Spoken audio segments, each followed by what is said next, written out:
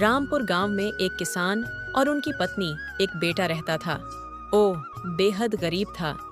सुबह का समय, सूरज की हल्की किरणें खेतों में फैल रही हैं। रामलाल अपने सूखे खेत में हल चला रहा है। उसका बेटा रामू भी पास में खड़ा था।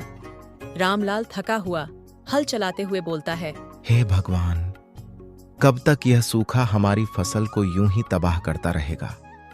सालों की मेहनत मिट्टी में मिल रही है। तभी रामू मायूस होकर बोलता है, बाबा, हम हमेशा गरीब ही रहेंगे क्या? नहीं बेटा, मेहनत का फल जरूर मिलता है। बस हमें हार नहीं माननी चाहिए। परिश्रम कभी व्यर्थ नहीं जाता। अब सीता पास आती है। चेहरे पर चिंता के भाव हैं। सीता चिंतित स्वर में बोलती है, रामलाल, घर में अनाज भी खत्म होने वाला है और जमींदार ठाकुर साहब कर्ज चुकाने के लिए बार बार आदमी भेज रहे हैं। अब रामलाल की आंखों में चिंता झलकती है। अब गांव का चौपाल पर जमींदार ठाकुर साहब कर्ज के लिए आकर बैठे हैं और गांव के कई किसान भी इकट्ठे हो गए। ठाकुर गंभीर आवाज में बोलते हैं, रामलाल, तुम्हारा कर्ज बढ़ता जा रहा है। अगर 2 दिन में पैसे नहीं मिले तो तुम्हारी जमीन मेरी हो जाएगी। गांव के बाकी किसान डर से सिर झुका लेते हैं। रामलाल की मुट्ठियां कस जाती हैं, लेकिन वह संयम रखता है। रामलाल मजबूती से बोलता है, ठाकुर साहब, मैंने अपना पूरा जीवन इस खेत के लिए दिया है। मैं कड़ी मेहनत करूंगा और कर्ज चुका दूंगा, लेकिन मेरी जमीन मत छीनिए। ठाकुर मुस्कुराते हुए बोलते हैं, रामलाल, मैं 2 दिन का समय देता हूँ, नहीं तो खेत मेरे हवाले कर देना। इसके आगे मैं कुछ सुनना नहीं चाहता।